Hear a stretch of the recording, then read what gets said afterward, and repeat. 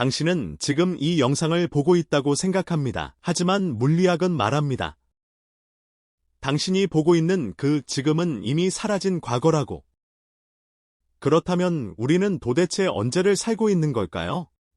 타이틀: 당신은 지금을 살고 있지 않다. 파인만의 냉혹한 진실. 당신이 지금 이 순간 느끼고 있는 지금은 사실 이미 벌어진 과거입니다. 그리고 그 증거는 지금 이 문장을 읽고 있는 당신의 눈동자 안에 있습니다.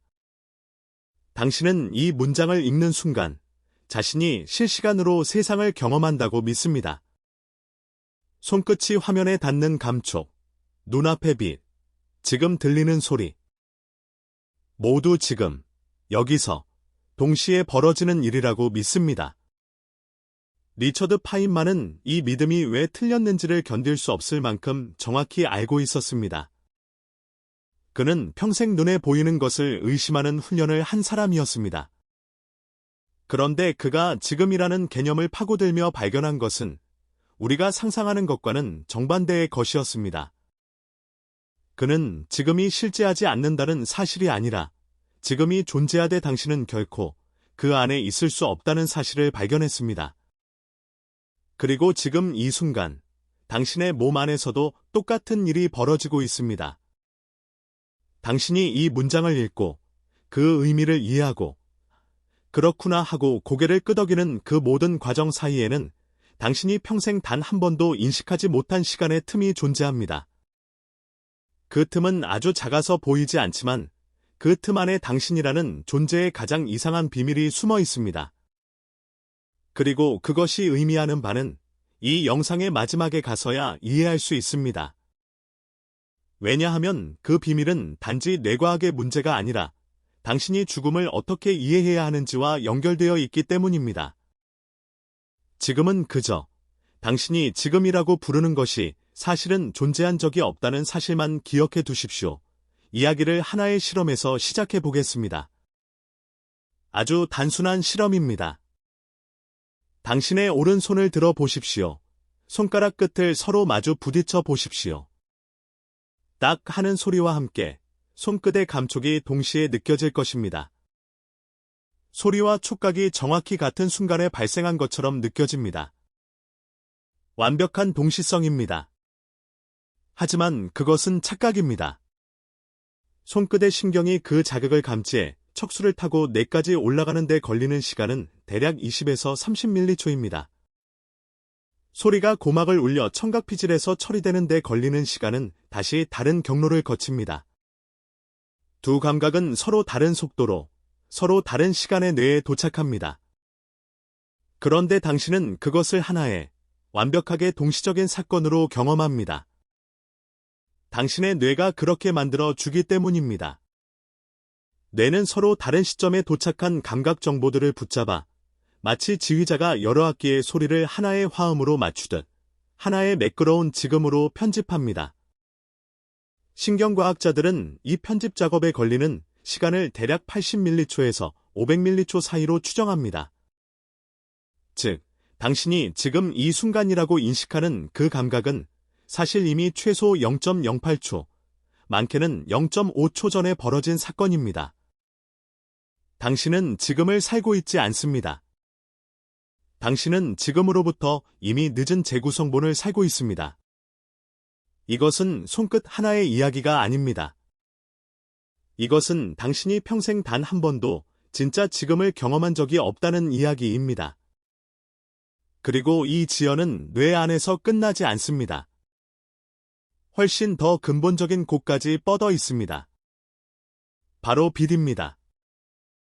당신이 지금 마주 보고 있는 사람의 얼굴을 떠올려 보십시오. 그 사람의 눈, 그 사람의 표정. 당신은 그것을 실시간으로 본다고 느낍니다. 하지만 그 얼굴에서 반사된 빛이 당신의 눈에 도달하기까지는 시간이 걸립니다. 물론 그 거리에서는 나노초 단위, 인간이 인식할 수 없는 수준의 지연입니다. 하지만 원리는 똑같습니다. 당신이 보는 모든 것은 빛이 그 대상을 떠난 순간의 모습이지 그 대상의 지금이 아닙니다. 태양을 보십시오. 당신이 지금 보고 있는 태양빛은 8분 20초 전 태양의 모습입니다. 지금 이 순간 태양에서 무슨 일이 일어나고 있는지 당신은 8분 20초가 지나야 알 수 있습니다. 밤하늘의 별들은 더 심합니다. 당신이 보는 별빛 중 일부는 그 별이 이미 소멸한 뒤에도 계속 우주를 가로질러 당신의 눈에 도달하고 있는 빛입니다. 당신은 지금 존재하지 않는 별을 보고 있을 수도 있습니다. 잠시 이 사실을 그대로 느껴보십시오. 당신이 사랑하는 사람의 얼굴, 당신이 오늘 아침 마주친 빛, 당신이 방금 들은 목소리. 그 모든 것은 이미 지나간 사건의 잔상입니다. 당신이 지금이라고 부르며 붙잡으려는 모든 순간은 이미 손가락 사이로 빠져나간 뒤에야 당신에게 도착합니다. 하지만 여기서 더 이상한 일이 벌어집니다.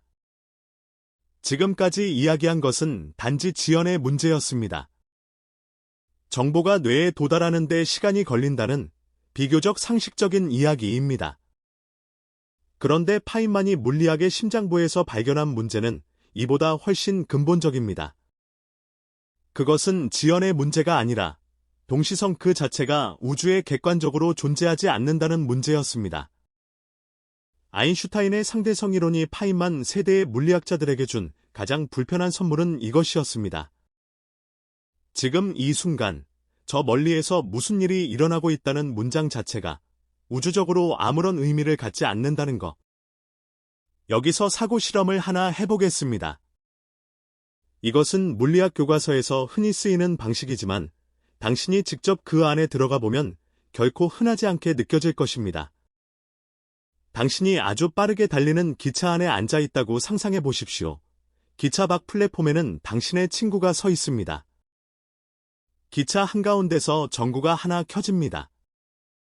그 빛은 기차의 앞쪽 벽과 뒤쪽 벽에 동시에 도달할까요?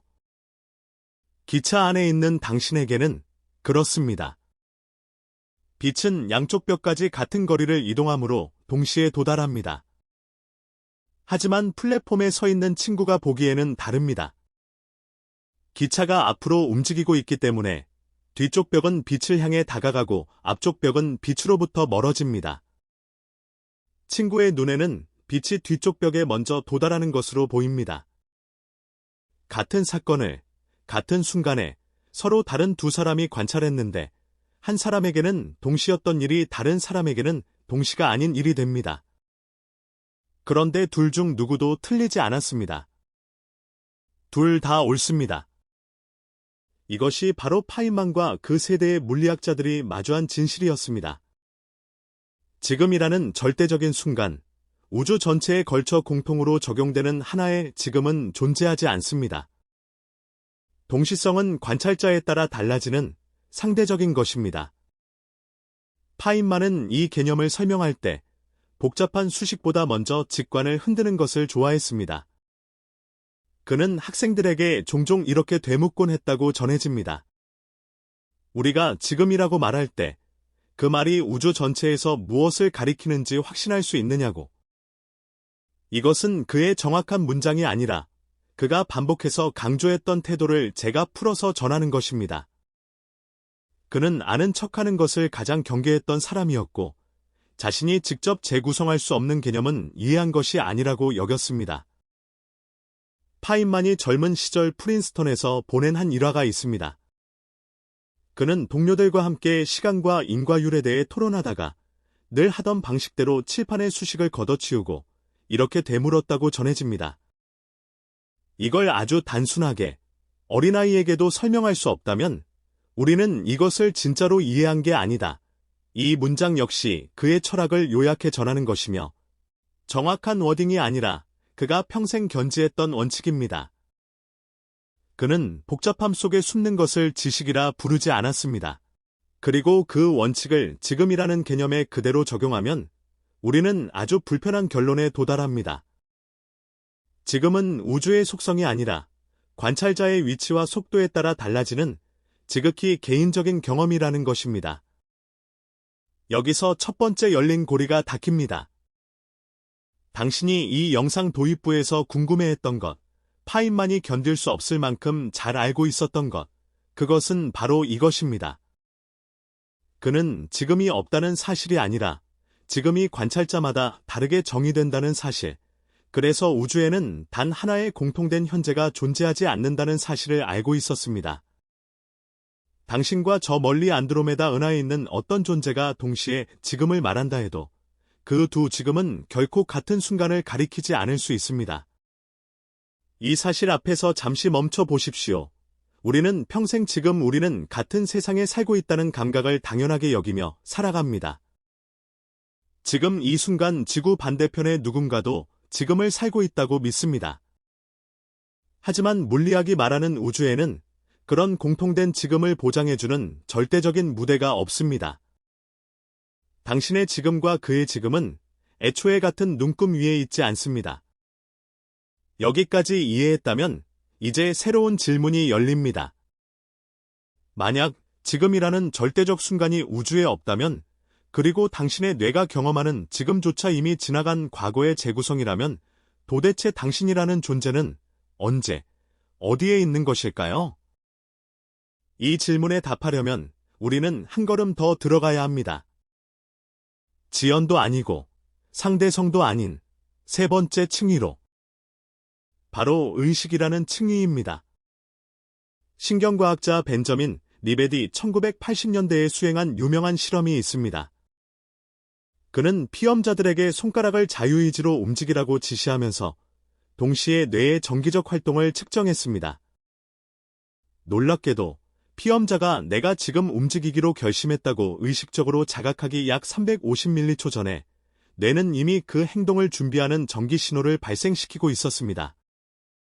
다시 말해, 당신이 내가 지금 결정했다고 느끼는 그 순간은 사실 당신의 뇌가 이미 결정을 내린 뒤에 당신의 의식에게 뒤늦게 통보한 결과입니다.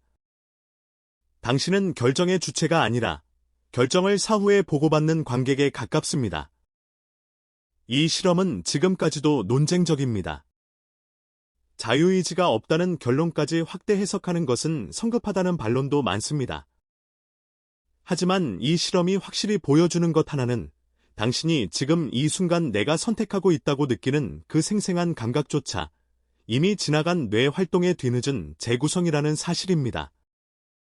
그리고 지금 이 순간 당신의 몸 안에서도 똑같은 일이 일어나고 있습니다. 지금 당신이 이 영상을 계속 보기로 한 것 같은 아주 사소한 선택조차 당신이 결정했다고 느끼기 이전에 이미 당신의 뇌 안 어딘가에서 결정되어 있었을지도 모릅니다. 당신은 지금 이미 벌어진 일의 통보를 받고 있는 중입니다. 여기서 두 번째 열린 고리가 닫힙니다. 영상 초반에 던졌던 질문, 당신의 몸 안에서 벌어지고 있다는 이상한 일이 무엇이었는지 이제 답할 수 있습니다. 그것은 당신의 뇌가 매 순간 이미 지나간 과거의 조각들을 이어붙여 당신에게 나는 지금 여기서 실시간으로 살고 있다는 착각을 정교하게 만들어주고 있다는 사실입니다. 그 착각이 없다면 당신은 세상과 상호작용할 수 없습니다. 손끝의 감각과 눈앞의 빛이 따로따로 제각각 다른 시점에 느껴진다면 당신은 단 한 걸음도 걸을 수 없을 것입니다. 그러니 이 착각은 결함이 아닙니다. 이것은 생존을 위해 진화가 선택한 가장 정교한 속임수입니다. 하지만 여기서 더 이상한 일이 벌어집니다.